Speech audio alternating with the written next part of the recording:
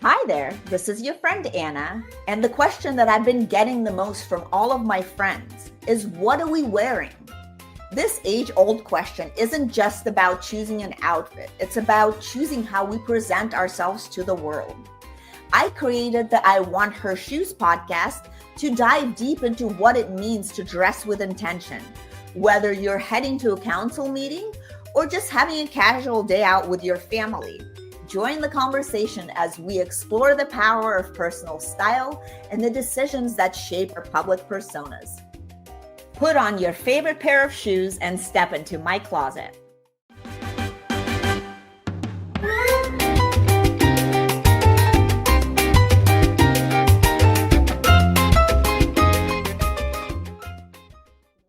Welcome back to the I Want Her Shoes podcast, where we explore the intersection of style, success, and substance. I'm your host, Anna, and today we're stepping into the ever-evolving world of marketing strategy with a woman who is helping brands rewrite the rules of modern agency partnerships, all while showing up with clarity, confidence, and composure. Joining us is Virginia Laird Rojo, a powerhouse marketer and trusted advisor who helps brands navigate the new agency landscape. As marketing leaders are asked to do more with less and fewer resources and tighter budgets and higher expectations, Virginia steps in with the frameworks and partnerships that actually work, which is really cool. She doesn't just build campaigns, she builds ecosystems, smart, scalable, and designed for real world impact. Virginia is here to talk about navigating change, leading with vision, and finding balance between structure and creativity, all while staying true to your brand, your team, and yourself.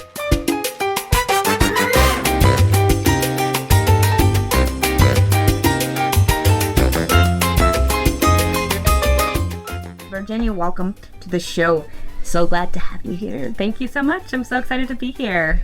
Yeah, well, before we dive into all the nitty-gritty things that we're going to get into, can you tell us a little bit about yourself, your background? Where did you grow up? How did you end up in Miami and doing all the amazing things you're doing in marketing? Yes, I actually grew up right here in Miami, Florida, and born and raised. Growing up, my mom actually had a baby proofing business, so that's interesting. Yeah, that's an interesting business, even especially back then, right? Yes. Like needed service. At the time, she was the only one doing it, and so she grew really quickly.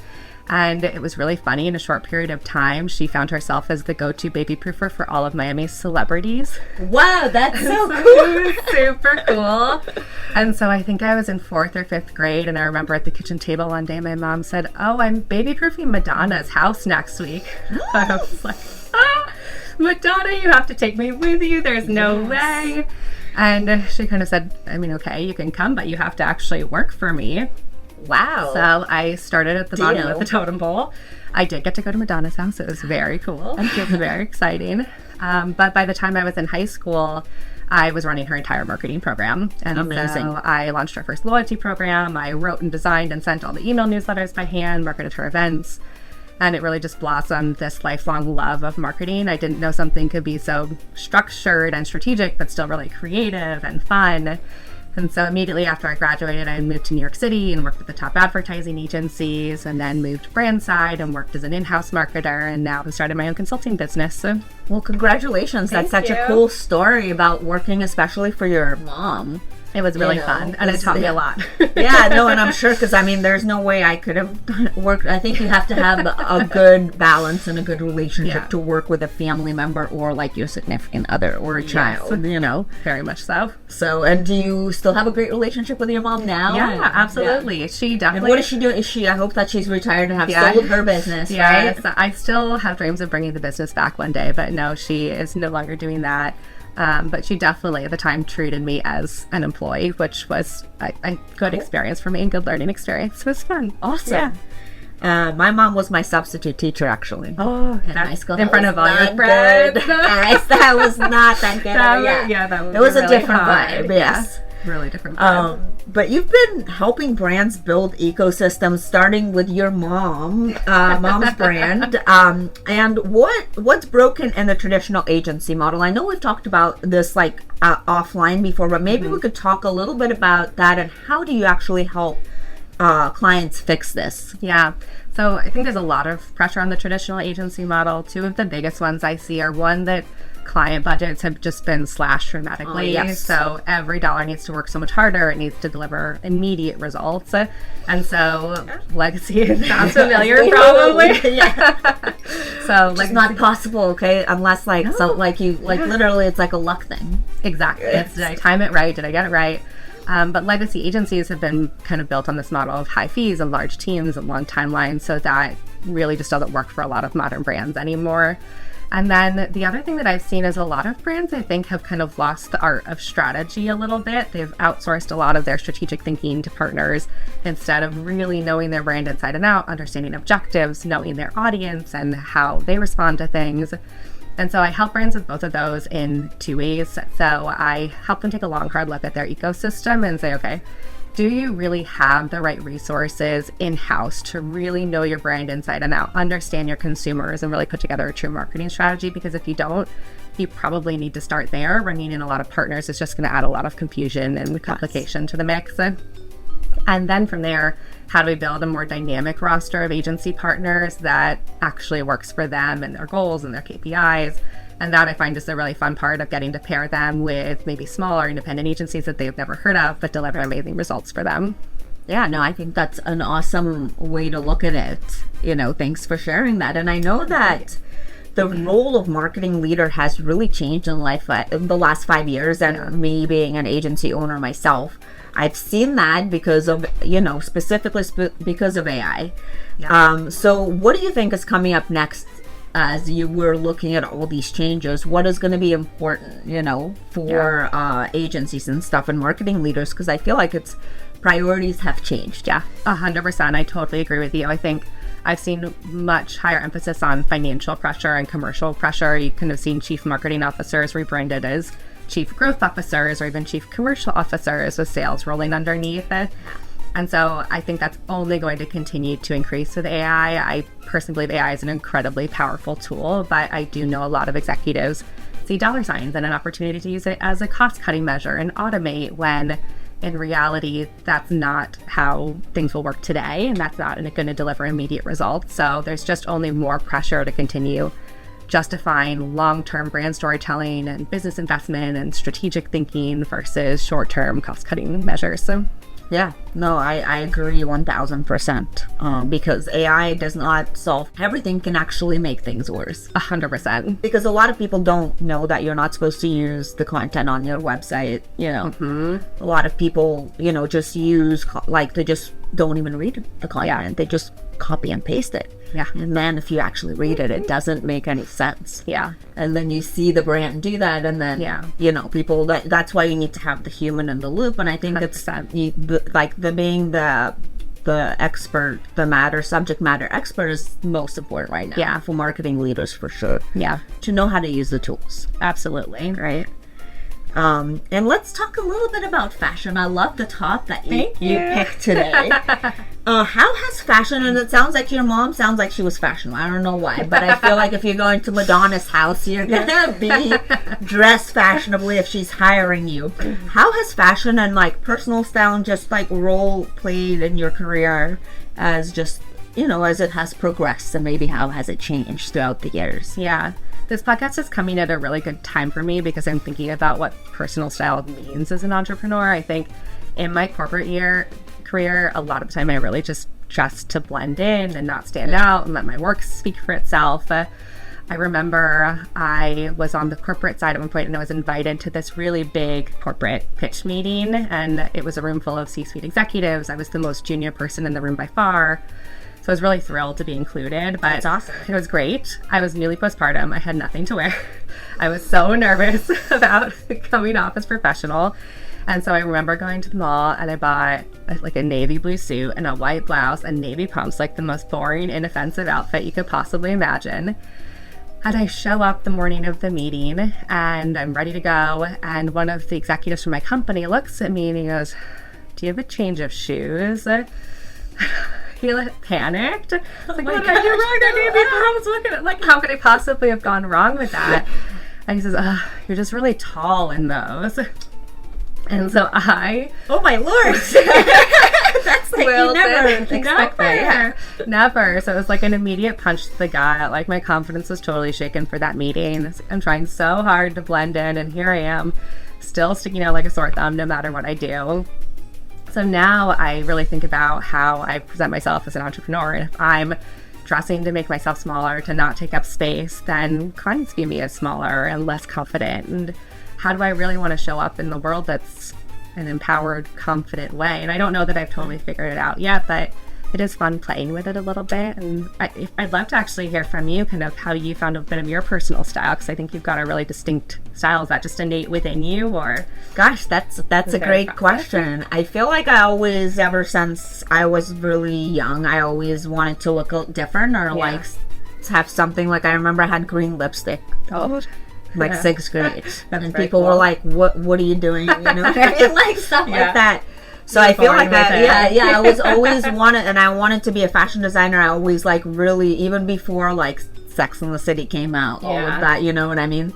I was always drawn into fashion for some reason. Yeah. So, and then when I got older and I was able to like get the pieces and stuff, I feel like it started coming together, and then I just kind of know the brands I like, and like, you know, get the key pieces. And when I moved here, I got like a lot of color. Yeah. Like a splash of color happened, because when I was in the Bay Area, it was a lot of darkness, like dark color, you know, dark navy, like that too. gray. Maybe I'll do a white, like all white, but like people will be like, whoa, wild. Yeah, so you know, so definitely Miami. I love Miami, and the fact that I feel like I can like really be myself here, because I love color in my style. Yeah.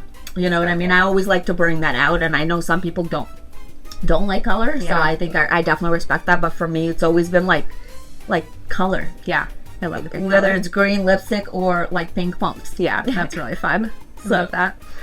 Thanks for asking that. And let's get back to marketing. I know that you've been building ecosystems from scratch, and where should a brand begin? Usually, if you're just like, let's say you're launching like a new thing, like a new like energy drink, or it's some kind of a beauty product. I just saw that Bieber's wife just like $1 billion just for like lipstick. Was it just lip gloss? Yeah, I think so. It was just the one that goes on the back of your phone. Yeah, so it was just like, what?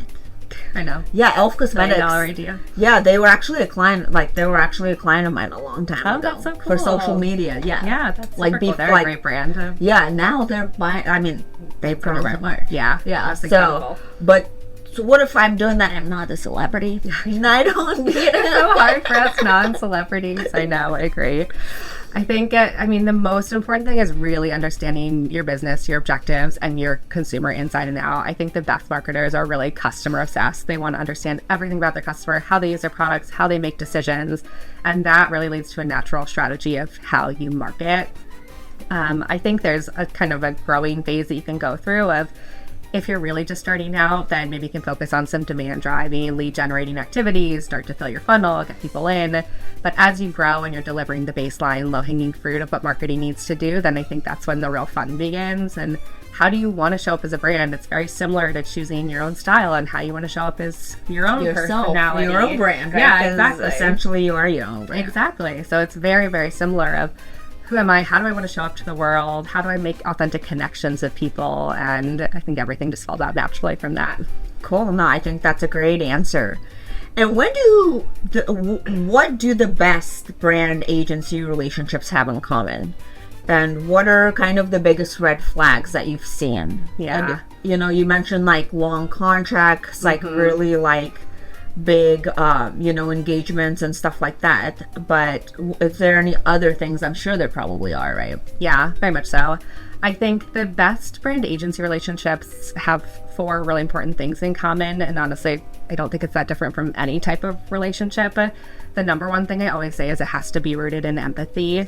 If you're not treating humans as humans, you're never going to get great work. A big red flag for me is when I see clients treating agencies as transactional or vice versa, and not stopping to really think about how this is a human that you're talking about. Maybe they're having a bad day and you can really connect with them on a deeper level. So I think it helps to acknowledge that even in B2B marketing, you are still working with humans at the end of the day. The next thing is really having a shared vision. So I see often clients come in and they say, I want to just drive sales. And agencies come in and say, I want to do award-winning creative work. And if you're starting off with that kind of mismatch, it's going to be really challenging to see eye to eye throughout the process. So I think it's really critical to talk about what success really looks like at a very deep level and be on that same page from the get-go. And then clear action, accountability, I think is really important. What exactly are we going to do? Are we doing what we say we did? Stick to timelines. I'm a huge fan of a very old-fashioned meeting recap and just, hey, here's what we decided. Now AI does it for you. I know. I'll take all the really AI. Easy. Yeah. It's great. Somehow we still don't get them for every meeting, even though it is actually very, very easy now. But things like that are really important, and also just keeping each other accountable. So it's important. Even the best relationships are going to have points of friction as you get down the road. So think ahead of time of how we're going to manage these hard conversations, how we're going to make sure we can get to resolutions. Think about that ahead of time. And the last part, I think, is, in my opinion, the easiest, but also the most often overlooked, which is just gratitude. Say thank you to people, publicly, privately. It's really, really important to just show your thanks. And I think people really underestimate how far a simple thank you can go and getting credit where credit's due. Yeah, no, I love the first one and the last one, the empathy and the gratitude, because I feel like, as you mentioned before, that could be applied to any relationship. Yeah. And then in between that, you have to align with the vision and have good KPIs, which you both measure against, right? Yes, exactly. A good relationship right there. No, that's great. I think that's like a cool little piece we can use. Yeah. A clip Hopefully we can it's use. helpful. Yes, no, it's super helpful. And I think I saw just the post you did on LinkedIn about this too. Exactly. Well, let's go back to your closet. And what is one piece in your closet that always make you feel grounded, confident, and ready to own? Or if there's something, or maybe a few pieces. Yeah, certainly a few pieces. So similar to you, when I was dressing to blend, and it was all neutrals, black, white, beige, maybe navy blue, very, very bland. And in the last year and a half, I've started bringing in more color and have been really drawn to bright red. It's been really fun. And so I was on a Zoom call with someone earlier this year, and he sort of stopped me mid-sentence. He's like, your last name is Rojo. That means red instead. Yeah. I was like, yes, it does. He said, you're wearing red. That's so cool. And it was the simplest thing, but it made such a lasting impression on him, and he remembered me very well after that in a good way. So I've really been drawn to this little red corner of my closet, and when I really want to feel confident. You do red really well. Thank you. And that is a cute little coincidence. Yes, thank you. And when we talk about juggling a lot of things, like being an entrepreneur and, relationships with clients and being a mom and a wife, how do you do all those things? Do you have any tips for people how to make it all happen? Yeah. I think the first thing I always like to acknowledge is that I have a lot of help. And so I remember being earlier in my career and seeing these women who had incredible careers, super present at work, present with their kids, had a great social life. And I was like, I could never do that. And so now I do always like to be mindful that I have a really present husband at home. I've got family that lives nearby. I've got an amazing nanny who helps manage all our chaos. And so that goes a very long way in letting me focus on big client problems and strategic decisions.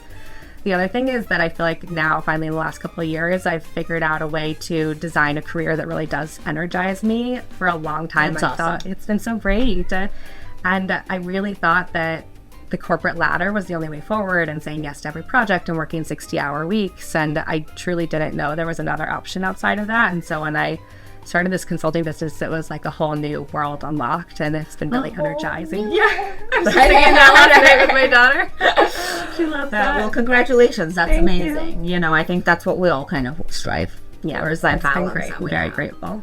And now, tell me about these amazing shoes that you brought. Okay. And the story behind them. So for people that are not tuning in on YouTube, you have these Dolce Vita, and I would say they're kind of like a little kitten heel, like but it's like a chunky, heel. And they're gold, like really beautiful leaf pattern, which I love. Thank you. Very like a Greek goddess vibes. Thank you. Yes, I like them. They really were nothing super fancy, but I was out shopping one day and they just caught my eye, and these have to come home with me.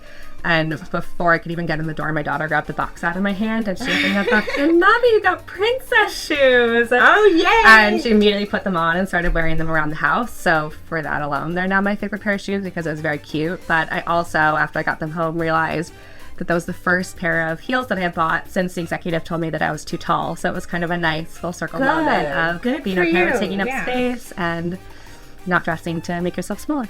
Well, that's a great story, and they're very fabulous and very versatile. You could wear them with anything. I do. They did a lot of wear. And before we wrap up, I'm going to do this quick little this or that little fire round with you. Blazer or leather jacket? Leather jacket. Agency or in-house? Both. Yes, I like that answer. Strategy deck or whiteboard session? Whiteboard session. Agreed. Statement necklace or classic watch? Classic watch. Email or voice memo? Email, even though I'd love to be a voice memo person. I'm really not.